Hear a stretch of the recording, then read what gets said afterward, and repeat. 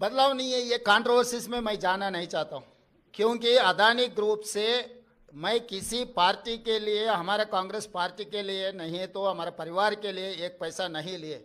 जो तेलंगाना राज्य सरकार ने जो कदम उठाया है निरुद्योग युवता के लिए, यंग इंडिया स्किल्स यूनिवर्सिटी, क्योंकि लाखों के युवता आज without any skill they are not getting any employment. So I wanted to teach my students skill. उसी के लिए CSR corporate social responsibility funds हम अदानी से 100 crore in principle we have taken a letter. अभी तक एक पैसा भी हमारे तेलंगाना सरकार के खाता में नहीं आया। तो इसीलिए ये कंट्रोवर्सी में बगल के राज्य में कुछ करप्शन, बगल के देश में कुछ करप्शन, ये सब करप्शन के बारे में जब चर्चा हो रहे थे तब तेलंगाना के चर्चा मुझे अच्छा नहीं लगा, क्योंकि हम नियत से सरकार चला रहे, नियत से चलाने के लिए हम लोग कोशिश कर रहा है। तो तेलंगाना राज्य के बारे में कोई भी कुछ गलत फहमी से कुछ गलत कहा तो हमारे लिए ठीक नहीं है, क्योंकि कुछ कम 3 लाख करोड़ रुपए बजट है तेलंगाना राज्य के। तो उसमें 100 करोड़ रुपए के लिए हम लोग इतना अलिगेशन फेस करने का जरूरत नहीं है। मैं और मेरे कलीग कैबिनेट मिनिस्टर हम लोग ये सोचे कंट्रोवर्सी में हम जाना क्यों। तो कंट्रोवर्सी से दूर रहने के लिए हमारे राज्य सरकार ने ये निर्णय लिया हुआ है। हमारे ऊपर कोई किसी ने दबावट करने वाले नहीं है, किसी ने दबावट किए तो हम लोग सुनने वाले भी नहीं है। मेरे डेफिनेटली नुकसान है, मगर कंट्रोवर्सी से ज़्यादा नुकसान नहीं है। तेलंगाना राज्य के जितना कंट्रोवर्सी में जा रहा है वो सबसे ज़्यादा नुकसान है। इमेज सब कुछ है, तो हम हमारे इमेज खराब होने के लिए हम एक पैसा का भी हम लोग मौका देने के लिए तैयार नहीं है तेलंगाना राज्य सरकार ने। इसीलिए हम 100 करोड़ रुपए बदली नहीं करने के लिए हम खत लिखा हुआ है अदानी ग्रुप के लिए।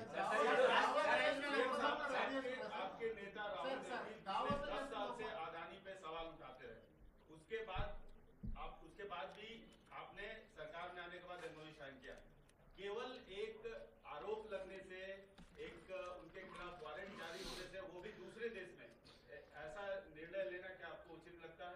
नहीं, ये मैं इसी राहुल गांधी 10 साल से बोल रहे थे, उसके बावजूद भाई आपकी मीटिंग्स हुई है।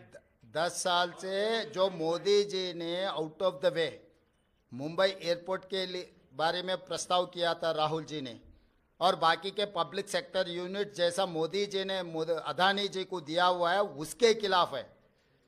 लेवल प्लेइंग फील्ड इक्वल दे तो कोई अदानी, अंबानी या टाटा, बिरला किसी के लिए कांग्रेस पार्टी खिलाफ नहीं है। Out of the way without any rule and regulation किसी के लिए बेनिफिट हो रहा है तो हर किसी को हम खिलाफ हमारा आवाज़ उठाएंगे। हमारे नेता लोकसभा के नेतृत्व में, उनके नेतृत्व में लोकसभा में भी आगे हम लोग ये मुद्दा उठाने वाले हैं कि जो अगेंस्ट रूल जो कुछ भी होता है उसके खिलाफ है।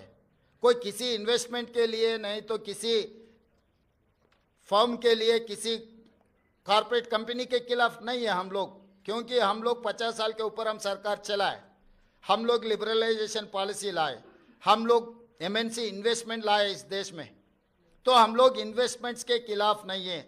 जो रूल के खिलाफ जो कार्रवाई चल रहा है, रूल के खिलाफ जो इन्वेस्टमेंट दे रहा है, जो सरकार के प्रॉपर्टीज पल्ली बटानी जैसा दे रहा है, ऐसे मुफ्त में जो दे रहा है, उसके लिए खिलाफ है राहुल गांधी और कांग्रेस पार्टी।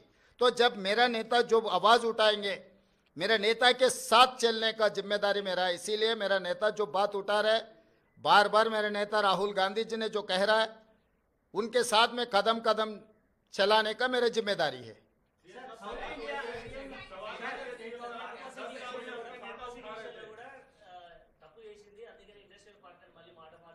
హే వాడో పిచ్చోడు, వాడికి పిచ్చోడు మాట్లాడే మాటలు ఎందుకు మీరు అంత సీరియస్గా తీసుకుంటారు?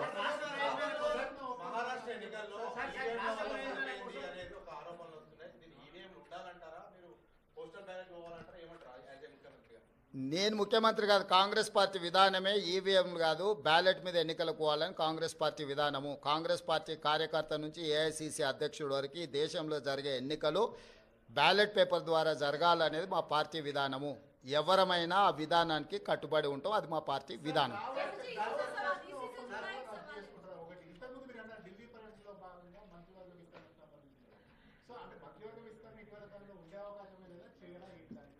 నువ్వేమేం శాఖలు ఇచ్చినావు, ఎవరికి ఇచ్చినావు ఫస్ట్ అది చెప్పు.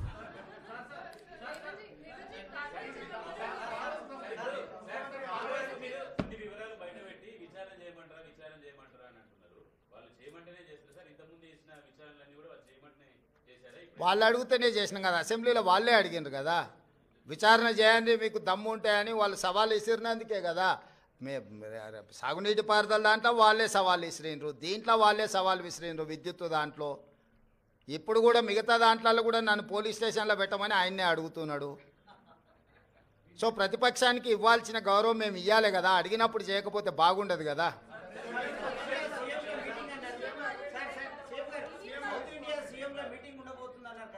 ఇప్పటికాడికైతే దీనికి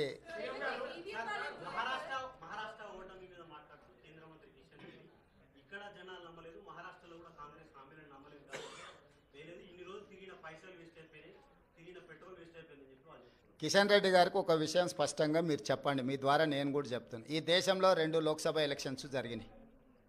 లోక్సభ ఎలక్షన్లు అనేటివి ప్రధానమంత్రికి సంబంధించిన ఎన్నికలు. ఒకటి కేరళ వాయనాడ్లో ప్రియాంక గాంధీ, 2 నాందేడ్లో మహారాష్ట్ర. మహారాష్ట్ర మేము గెలిచినామని గొప్పలు చెప్పుకొని జబ్బలు జరుచుకుంటున్నాడు కిషన్ రెడ్డి అక్కడ. ఈ 2 పార్లమెంట్లల్లో నరేంద్ర మోడీని ఓడించి అక్కడి ప్రజలు రాహుల్ గాంధీ నాయకత్వాన్ని, మల్లికార్జున్ ఖర్గే నాయకత్వాన్ని బలపరిచినరు. మహారాష్ట్రలో రాష్ట్ర ప్రభుత్వానికి సంబంధించిన ఓటు మహాయుతికి వేసిండ్రు, కేంద్ర ప్రభుత్వానికి సంబంధించిన ఓటు రాహుల్ గాంధీకి వేసారు. అన్ని అసెంబ్లీలు ఓడిపోయినా నాందేడ్ పార్లమెంట్లో రవీంద్ర చౌహాన్ కాంగ్రెస్ పార్టీ గెలిచింది. దీన్ని బట్టి నరేంద్ర మోడీ నాయకత్వాన్ని, ఆ మంత్రివర్గంలో పనిచేస్తున్న కిషన్ రెడ్డిని చీదరించుకున్నారు, చీకొట్టిరు మహారాష్ట్ర ప్రజలు.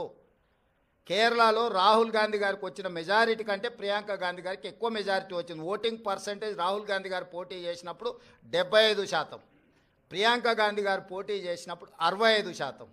రాహుల్ గాంధీ గారికి 3,64,000 మెజారిటీ వస్తే ప్రియాంక గాంధీ గారికి 4,10,000 మెజారిటీ వచ్చింది. అంటే మోడీ నాయకత్వాన్ని కేరళ తిరస్కరించడమే కాకుండా మహారాష్ట్రలో అద్భుతమైన విజయం సాధించినని గొప్పలు చెప్పుకుంటున్న బీజేపీని పార్లమెంటులో, నాందేడ్ పార్లమెంట్లో ఎక్కడైతే ఉత్తమ్ కుమార్ రెడ్డి గారు ఇన్ఛార్జిగా వ్యవహరించారో ఆ సీటు కాంగ్రెస్ పార్టీ గెలిచింది. ఈ మాత్రం ఇంగిత జ్ఞానం కూడా బీజేపీ నాయకులకు, ముఖ్యంగా కిషన్ రెడ్డి గారికి లేకపోవడం, అలాంటి ఇంగిత జ్ఞానం లేని వ్యక్తిని కేంద్ర మంత్రిగా చేయడం అనేది మన దురదృష్టం. కాబట్టి కేంద్రము రాష్ట్రము 2 వేరు. రాష్ట్రానికి సంబంధించిన తీర్పు ప్రజలు ఒక రకంగా ఇచ్చారు, కేంద్రానికి సంబంధించిన తీర్పు ఇంకొక రకంగా ఇచ్చారు. కర్ణాటకలో 3 అసెంబ్లీ ఎన్నికలు జరిగితే 3 బీజేపీ అత్తా లేదు పత్తా లేదు కాంగ్రెస్ పార్టీ గెలిచింది. వెస్ట్ బెంగాల్లో 6 అసెంబ్లీలు జరిగితే ఒక్క సీట్లో కూడా నాకు తెలిసినంత వరకు బీజేపీకి డిపాజిట్ కూడా రాలేదు, ప్రతిపక్ష పార్టీలు గెలిచినాయి. ఈ రకంగా దేశంలో ఏ కొనను చూసినా మోడీ నాయకత్వాన్ని తిరస్కరించిన విషయాన్ని కప్పిపుచ్చుకోవడానికి మహారాష్ట్రలో మీ ప్రభుత్వం ఉంది, మీ ప్రభుత్వం ఏర్పడ్డది. జార్ఖండ్లో మా ప్రభుత్వం ఉంది, మా ప్రభుత్వం ఏర్పడ్డది. మహారాష్ట్రలో మీకు కొన్ని సీట్లు పెరిగినాయి, జార్ఖండ్లో మాకు కొన్ని సీట్లు పెరిగినాయి. ఇందులో ఏంది గొప్ప, ఏంది వాళ్ళు సాధించింది, ఎందుకు సంబరాలు చేసుకుంటారో నాకైతే అర్థం కాలే.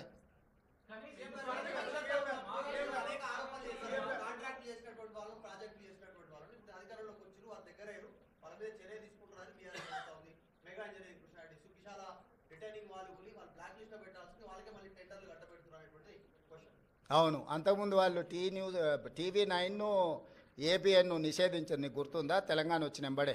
ఇప్పుడు ఏం చేద్దాం చెప్పు. ప్రజాస్వామ్యంలో ప్రతిదానికి ఒక విధానం ఉంటుంది. వాడోడో ఎల్లయ్య పుల్లయ్య బోడిగాడు ఏదో చెప్పిండని చెప్పి అట్లా వ్యవహరించదు ప్రభుత్వం. ప్రభుత్వం ఏది వ్యవహరించాలన్నా రాజ్యాంగ పరిధికి లోబడే వ్యవహరిస్తుంది. ఇవాళ విచారణ వచ్చిన దానికి విచారణ ఎదుర్కోకుండా ఏందేందో వాదనలు తీసుకొస్తారు. ఒకటి పిచ్చిగా ఒకటి క్లారిటీ పెట్టుకో, సైకో రామ్ అంటే తెలుసు కదా, అంతే. ఇక ఆయన పరిస్థితి ఆయనకే అర్థం కావట్లేదు. ఆయన పక్కలో ఉన్న వాళ్ళే పక్కకు వచ్చి ఫోన్ చేస్తారు, అన్న ఇది పిచ్చిలేసినట్టుంది, ఏందేదో మాట్లాడుతుండు. కాబట్టి ఇప్పటి నుంచి సైకో రామ్ అని ఫిక్స్ అయిపో. Thank you.